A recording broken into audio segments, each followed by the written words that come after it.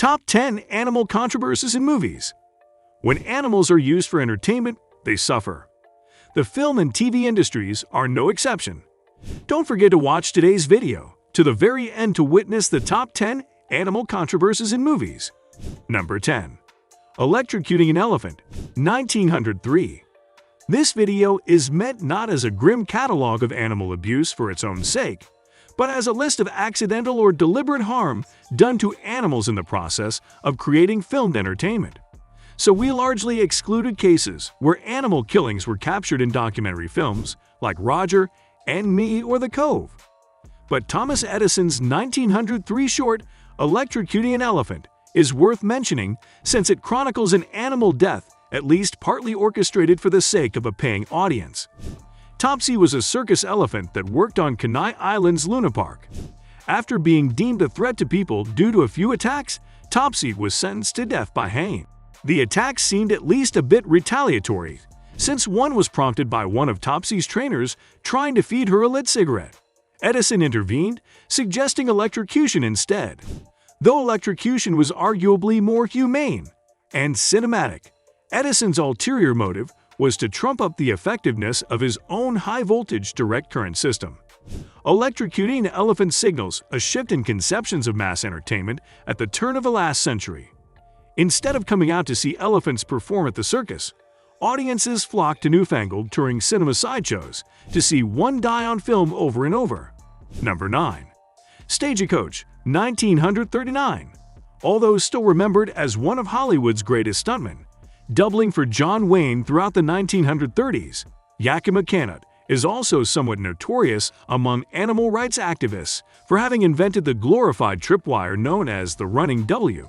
In the book Hollywood Hoofbeats, Trails Blazed Across the Silver Screen, Petrine de Mitchum discusses the horrifyingly simple device in great detail, explaining how wires attached to the horse's forelegs were threaded through a ring on the cinch and secured to buried dead weights, so that when the horse ran to the end of the wires, his forelegs were yanked out from under him.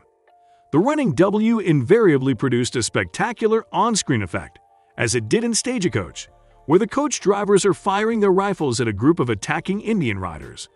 But numerous horses were killed or crippled by the device, which has since been banned. Number 8. Ben-Hur, 1925. With their whirling, Batmobile-style wheel destroyers, the chariot races in 1959's Ben-Hur still stun audiences 50 years after the fact, but they're nowhere near as dangerous as the scenes in the 1925 version. Directed by second unit man B. Reeves, Breezy Eason, whose nickname derived from his fast-shooting methods, which unfortunately included a lax attitude toward on-set safety, the race sequences claimed the lives of a human stuntman and at least 5 horses. Eason intended to make the races as real as possible, offering a bonus to the winning driver and whipping the crowd of extras into a genuine frenzy, which apparently continued unabated even after some were nearly killed by a flying horseshoe. Number 7. Heaven's Gate, 1980. Director Michael Cimino is notoriously hard on actors, but according to the American Humane Association, that's nothing compared to how he mistreated the furred and feathered actors in his notorious flop Heaven's Gate. The American Humane Association, which was pointedly not allowed on set, accused the production of killing at least 4 horses, bleeding other horses from the neck, disemboweling cows, accidentally blowing up a horse and its rider with dynamite. The rider survived, staging actual cockfights and decapitating a chicken. It was, in other words, of horror. The American Humane Association picketed screenings of the film, not that audiences needed additional help in avoiding it. Number 6. Cannibal Holocaust, 1980. With Cannibal Holocaust, Italian filmmaker Ruggero Deodato set out to make something totally shocking, and it worked. The film follows a documentary crew who goes missing in the Amazon while investigating the cultures of some indigenous tribes. A precursor to found footage horror flicks like The Blair Witch Project. Cannibal Holocaust, which includes plenty of gangs, rape, splattery violence, and yes, cannibalism, was presented as if it was real, causing all kinds of moral backlash. It wasn't real, but the murder of a bunch of animals was, most notably, a sea turtle that's graphically dismembered in a scene that reportedly brought star Perry Perkinen to tears.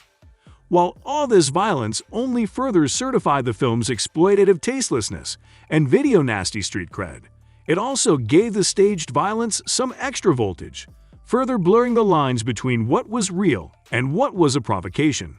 Number 5. Manderley, 2005. For Manderley, the ill-fated second film after Dogville, in Lars von Trier's incomplete trilogy about America, the director didn't wait for the press conference to stir up controversy. His story about a 30s Alabama plantation where slavery persists, roughly 70 years after the Emancipation Proclamation, was certain to be provocation enough. But while shooting on a sound stage in Sweden, von Trier's fear of flying has kept him off American shores. He had the characters slaughter a donkey for food on screen. It was widely reported at the time that John C. Reilly walked off the set in protest, though Variety later claimed he was never on the set to begin with, and that he left the film over the reduction of his role. The film's producer, Peter Albeek Jensen, insisted that the donkey was old and sick, and the killing was done humanely, though he added jokingly, "We could probably kill 6 children for a film without anyone raising a fuss." Apparently, von Trier isn't the only Danish filmmaker who gives good press. After all the drama, the scene was cut from the film. Number 4. Cockfighter, 1974.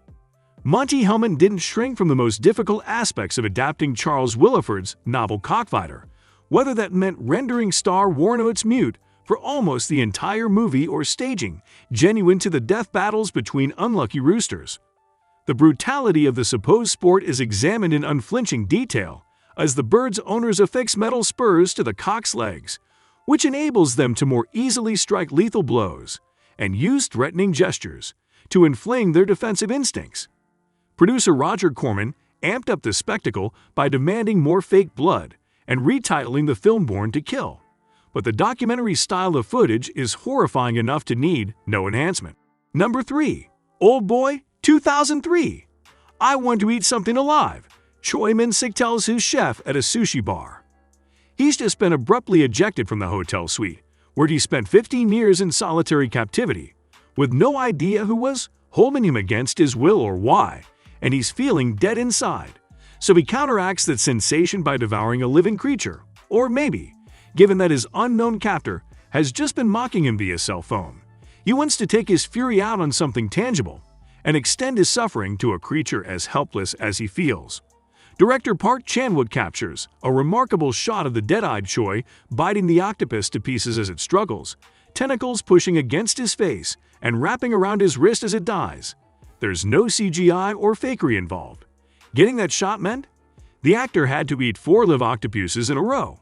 It was a problematic requirement for Choi, a practicing Buddhist. He explained in interviews that he had to pray for each octopus, and in the behind-the-scenes video below, he apologizes to one of them before a take. It's a kind sentiment, but still a horrible way to die. Number 2. Dry Summer, 1964.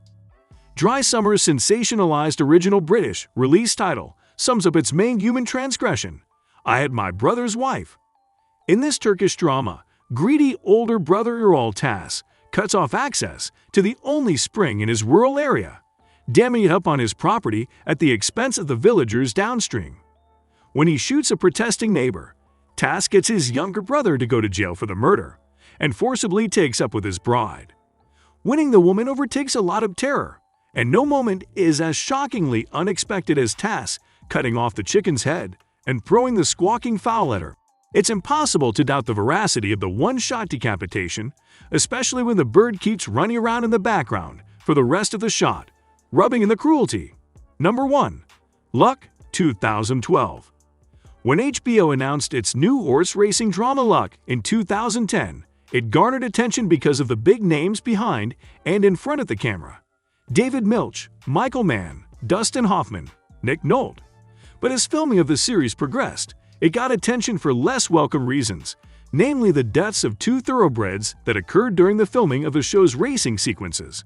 HBO, as well as Milch and Mann, insisted that the show followed the most stringent safety standards and that deaths like these happen at the racetrack in much higher percentages than was happening on the set of Luck.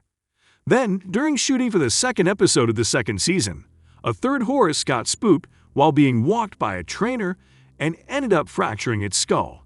It had to be put down. It was then that HBO, perhaps evaluating the low ratings and bad buzz, shut production down for good. With that, we come to the end of today's video.